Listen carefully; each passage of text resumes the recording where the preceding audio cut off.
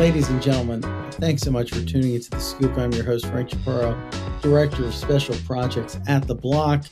And I'm excited to be joined on the other side of the mic with Sandy Peng of Scroll, the co-founder there. Sandy and I, I don't know if you know this, listener, but we both started our careers, or the very early arena of our careers, in policy.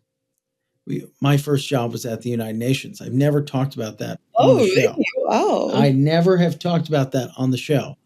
Very I worked at a interfaith non-government organization at the church building of the UN. That was my first ever job. But it kind of speaks to it speaks to crypto, right? I mean, it's a place where I feel like you can enter crypto from a myriad of disciplines, as it were. But tell us your story. You guys are trying to scale Ethereum. Let's start there. Let's start with your story. How did you get here? Yeah, I mean, I think when we started talking about kind of the UN episode, that was right at the start of my career. I think I studied kind of social and political science and wanted to get into the policy space. Wanted to kind of figure out how the policy side can have an impact on the real world. So I started my career at the UN and the refugee agency. And then that was really interesting, gave me a purview into like international migration patterns and displacements, and how kind of disruption can impact people and family. And that was that was really hard work, but it was very fulfilling. And then I moved to Hong Kong and started kind of a longer stint of my career at the SFC, which is the Securities and Futures Commission, working on more financial related policy. And it was there when I was first kind of, discovered the Bitcoin white paper and started covering kind of lightly crypto. And it was kind of the social aspect and the human aspect of crypto that kind of kept me kind of coming back. We were just talking about how much we love pizza. I think a lot of the earlier crypto parties were kind of around food and also this like shared sense of, can we do something to change the current system? Can we do something to kind of maybe help other people?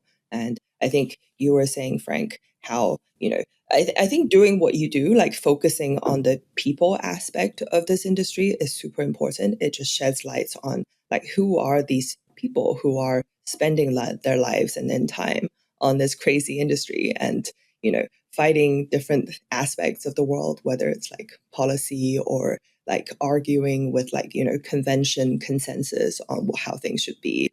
And there's this like little like rebellious like there's a bit of a rebellious aspect to it, but how do you go from international interest to, is it fair to say you were a regulator and now you're in private sector to an extent? We don't have a lot of former regulators on the show.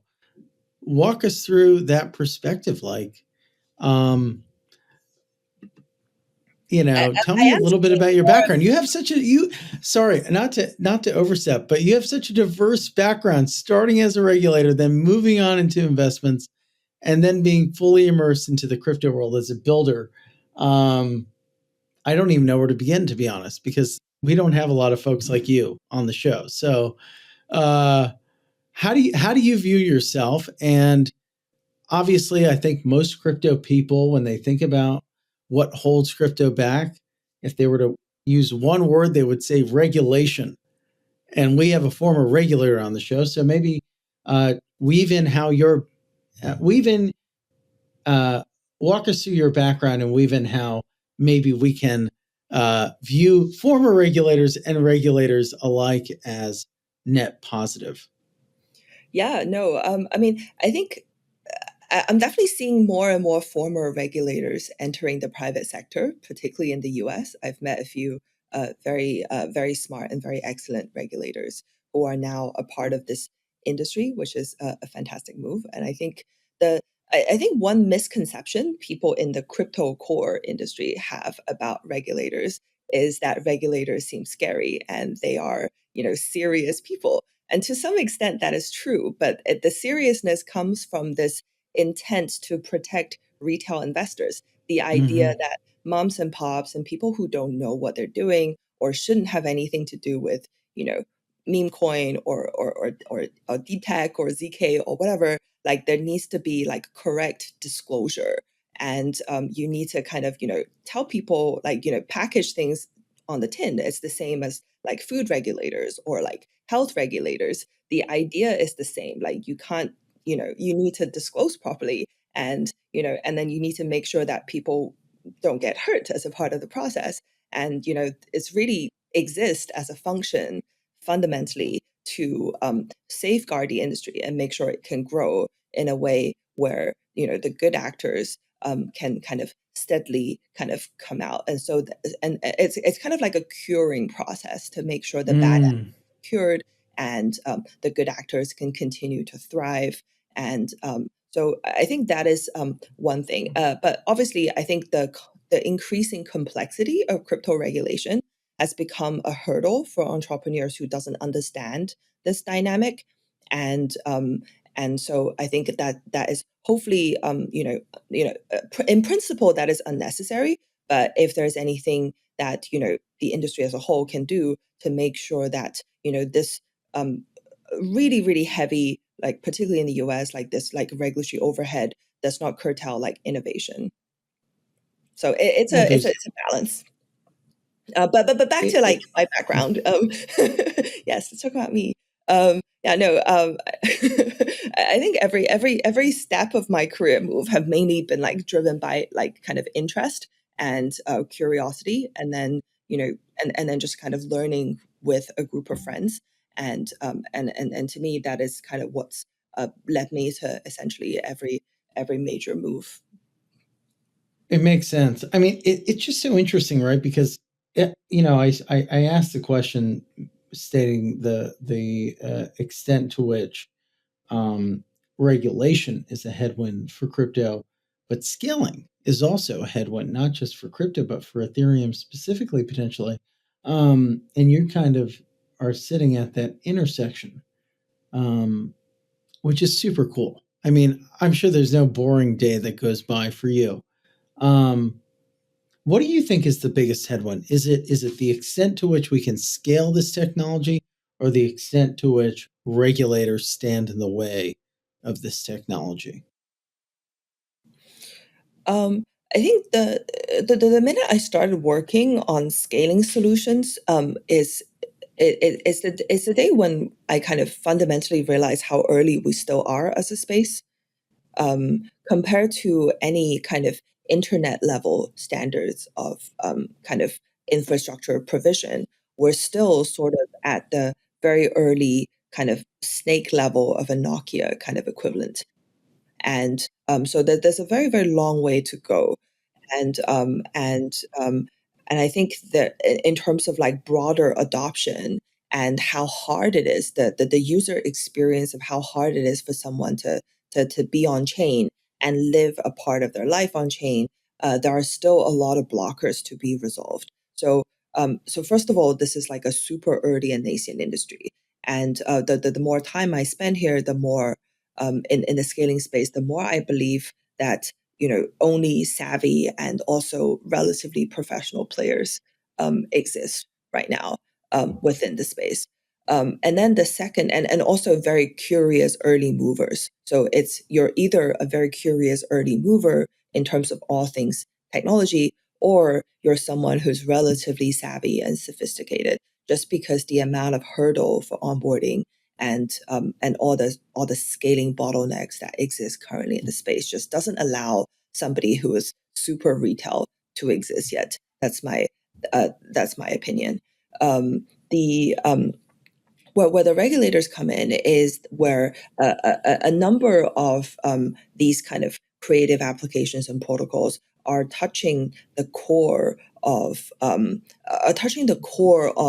some very sensitive areas, which are frequently heavily regulated, and I think keeping an eye on it is something that is expected. Certainly. And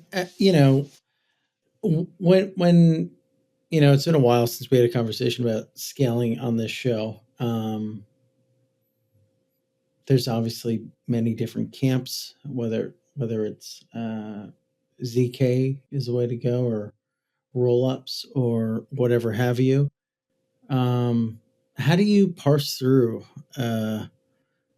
the future of scaling in terms of is it a winner take all market, or will there be room for many different projects to take a piece of the pie? I think there will always be like niche areas where small teams, which are super focused, can make a contribution and exist in the future. Just because the different arenas. So basically, I think the scaling process is a very complex organization. You need to form Mm, expertise in protocol, in infra, in ZK for our particular instance, mm. and in operation, large scale optimization, and like operating of a chain is a science in and of itself. And then also there's a growth aspect that includes marketing, branding, BD, and all of the softer kind of operational aspects of existing as an And who's that marketing and BD too? Is it investors? Is it developers? Like, to whom do you need to whom do you need to market? developers. So I think marketing and Mm, BD somewhat can be considered or rolled into one, depending on what your growth strategy or the addressable market is. So at the very top end of the market, you could say the number of people who are serious and also serial kind of um, devs in the space, that is probably in the hundreds. People who are well rounded, who can spec products super yeah. quickly, and who are creative enough to identify new opportunities. That is a very small addressable market. On a larger end, people who dabble in Solidity and people who are competent kind of Solidity devs, that's a much larger addressable market. You're talking about thousands, if not tens of thousands of people. And they could be gainfully employed at maybe the block. They could be employed at, the Facebooks or Googles of the world, as these enterprises starts to toy around with what EVN type of applications there could be, and that's a much larger addressable market. And then wider than that, there are a lot of kind of enthusiasts, right? So like people who are learning to code, and the beauty of this in this like larger addressable market is that there are a ton of open source resources and learning tools available for someone who is completely new, maybe even to coding, to quickly ramp up. And that is, and that in combination of all the new things and all the new dev tooling that are coming out in AI, I think one thesis is that someone who has like real business insight as opposed to dev insight or product insight can very quickly build a business on chain. And that is the much wider addressable market that could really benefit from like media leverage, like in terms of like addressing to them. Yeah, no, it's interesting, and it's something, Sandy, I'd love to like meet you and like have a deeper conversation with you on this, which is like what the sort of like I have described them on the show as the BD chain wars, which is what it looks like for Avalanche and Solana and Barachain to sort of elbow in two deals, like, because there's a technology aspect of this whole game, which is interesting, but there's also a BD element of this game, which is interesting. That is to say, you can have the best technology in the game, you can have the best developers working for your protocol, but at the end of the day, there's an element of convincing the right players, whether it's the Facebooks or the LGs of the world, that you have what it takes to scale a use case. Which leads to the interesting question of why have we not seen, everyone's trying to sort of stake their flag, as it were, but why haven't we seen, you know, as many big crypto uh, consumer applications launch? What are the main factors hindering mass adoption of blockchain technology, as it were? And how does Scroll aim to ameliorate those impediments? Mm, I think first of all, I think the blocker for a mass adoption consumer facing type of product um, that requires genuine like innovation and product innovation, and those skill sets and that kind of push and motivation required to kind of build something like that doesn't necessarily lie in larger organizations that require speedy effort. In some sense, I think the um, in some sense there is like a still a little bit of an infra gap for that to exist right now. I think right now, all of the consumer facing things that are getting adoption are using some types of workarounds or putting a large part of their build components off chain in order for this to be consumer ready. So that we see them as kind of like an interim step. I think there's still a little bit of infra UX work to be done, and a little bit of chain abstraction work to be done. So we're working on key store wallets that. So what do you reckon? So Sandy, what do you think is the like lowest hanging fruit in terms of like we all talk about this, and you're 100% right. Like, how do we abstract this blockchain away? This powerful thing that we all love. We all love blockchain. That's why we're here. Um, what is the lowest hanging fruit? How do we make this? How do we abstract this thing? I think the lowest hanging fruit is something. So the way I see application level kind of real innovation breakthrough, it comes from understanding it comes from a business insight. It needs to be an insight that has nothing to do with the Mm, tech, and then you pick whatever the best tech product is for this particular use case. So let's say, like in the media space, if the insight is that people need quality content without advertising, or I'm not sure what the insight is. There needs to be an insight yeah, about how value yeah. could be created as a content creator. And then it's about what matters. Is it like accessibility? Is it just purely on a gas cost? And if my target customers are in San Francisco, then what kind of cost does it, at what point does it become negligible? Or does it need to be absolutely zero Mm, for this to work? And then the second question is how important is kind of security and decentralization, and how much does my customer care about these aspects? And then you kind of pick whatever kind of whatever chain that suits this ethos and the branding of your particular product, right? So I think arguably what is lacking in this space is business insight and experience outside of crypto. There are plenty of devs, and there are plenty of kind of product people, and I think a lot of what is missing is kind of this like passion to solve a real world problem, and someone who has enough experience and understanding about this problem to kind of come back and then think about how to leverage the existing resources within the space. So I would argue that all of the existing resources within the space are pretty accessible. So if you were to reach out to any kind of product level aspects, like whether the graph or whether you need data analytics or whatever, like all of these things are readily available, and everyone will be fighting to serve any real entrepreneur. super, super interesting. So, it, how would you answer this question? Like, what is more important, Sandy? Is it abstracting away the complexity of the blockchain to amplify or sort of engage the consumer? Is that more important, or is well, it's kind of hand in hand, isn't it? Like we need scaling to work in order to have products that work that will scale.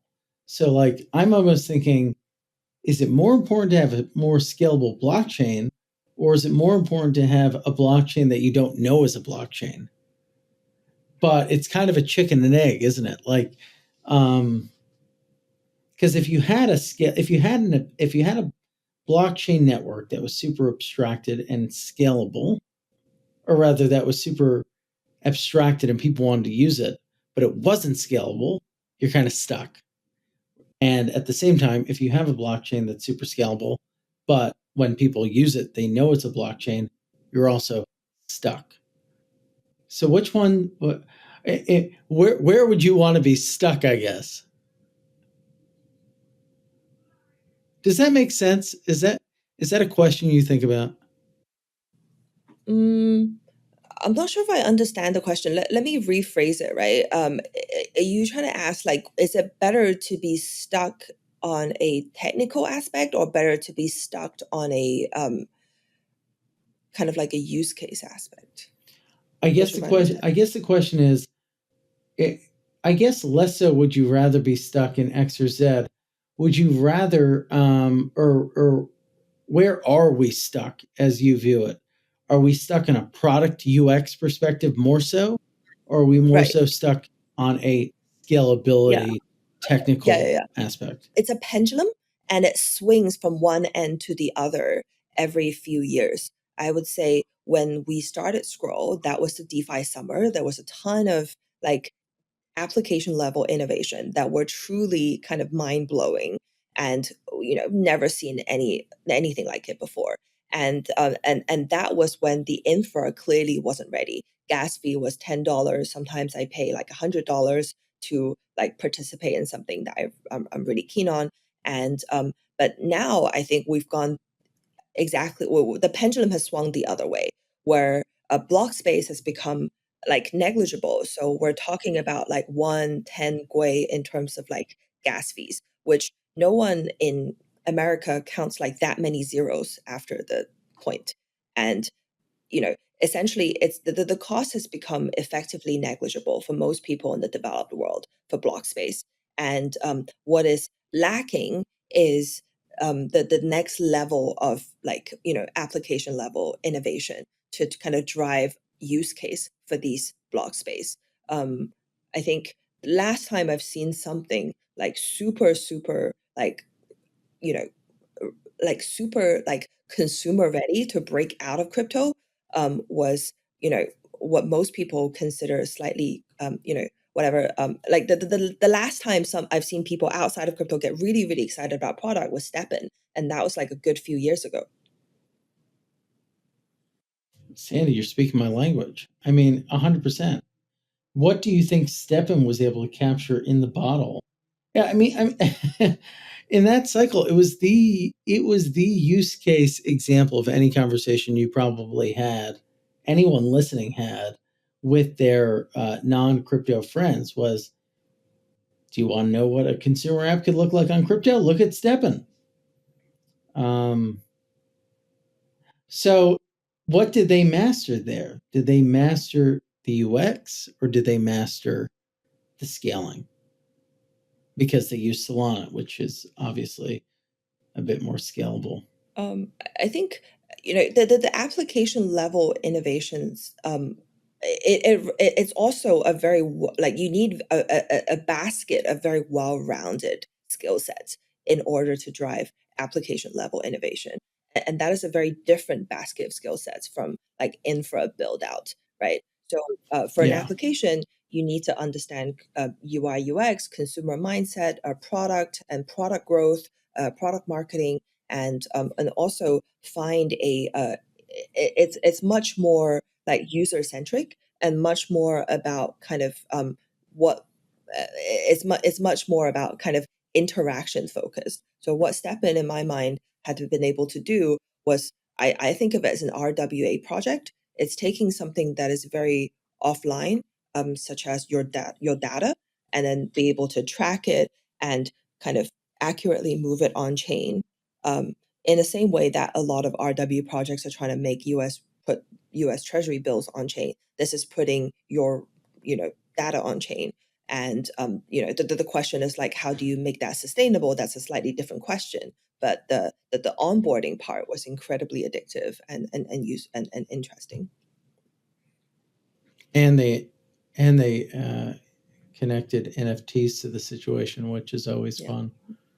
Yeah, but I think last cycle, I don't think Ethereum or any of the L2s was ready when Stepn happened. But if the next one should happen, and I think the L2 category as a whole is ready, and ZK as a category is definitely ready.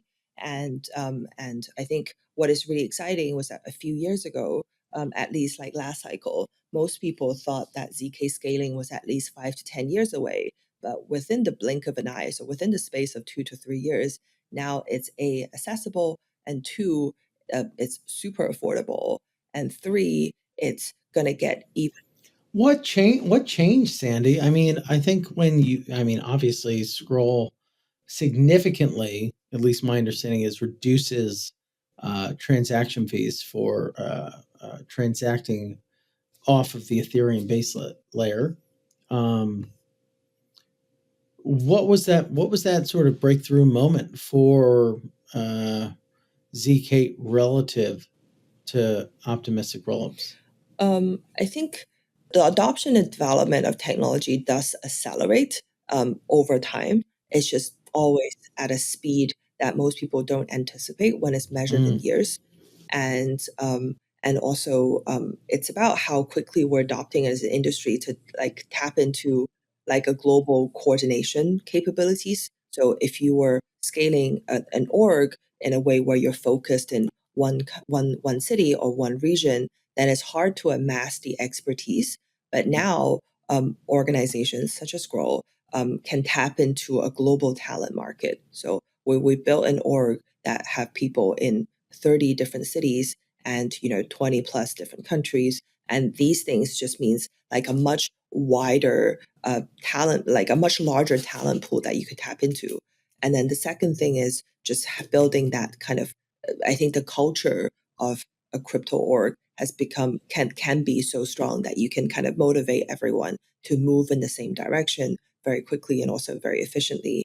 And so these on the social layer, but on the tech layer, it's also just the power of open source. A lot of different aspects and pieces and different specialized teams working on things. And I think our my belief is that in the future, like whichever kind of like solution gains the most adoption, or it needs to be somebody who's very well rounded and has approximate knowledge in lots and lots of very different fields. Otherwise, you're going to make the wrong choices. And I think that is the change in dynamics of this like open source kind of build out situation that we're in. So it boils down to a sort of culture that you can build. You have to build the right culture to get the job done. But um, what is it about? I don't want to get too technical, but we've talked a lot on this show about the juxtaposition of ZK and optimistic rollups. What is it about the latter that will overcome the former, in your view? So I think that debate will very quickly become mute, as I expect all rollups will become a ZK rollup soon.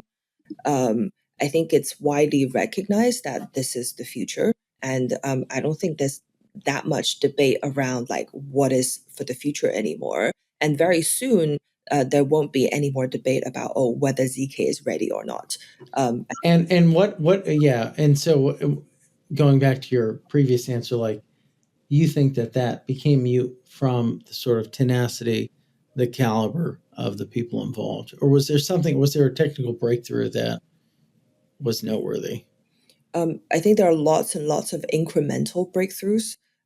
No particular one that's like a big bang moment that Got I it. could speak of, but there's just been lots and lots of incremental improvements, like proof batching, recursion, and hundreds and hundreds of many kind of incremental improvements added together.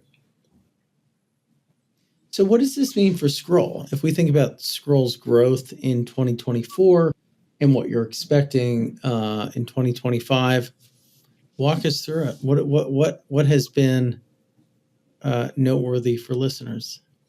I think we launched our mainnet about a year ago, and now we are the largest CKL2 by transaction, user count, and all meaningful kind of ecosystem metrics.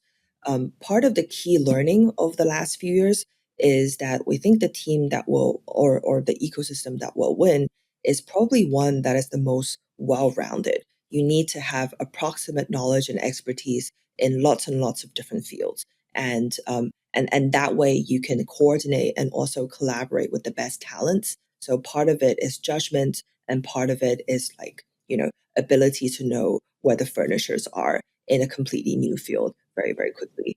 And and I think that is a new learning and new insight as we started off being a very ZK focused team to building out our infra, our protocol, our design, our product team, and I think all of these aspects are necessary to exist, and it needs to you need to kind of be able to perform a lot of these aspects at a highly kind of competitive level.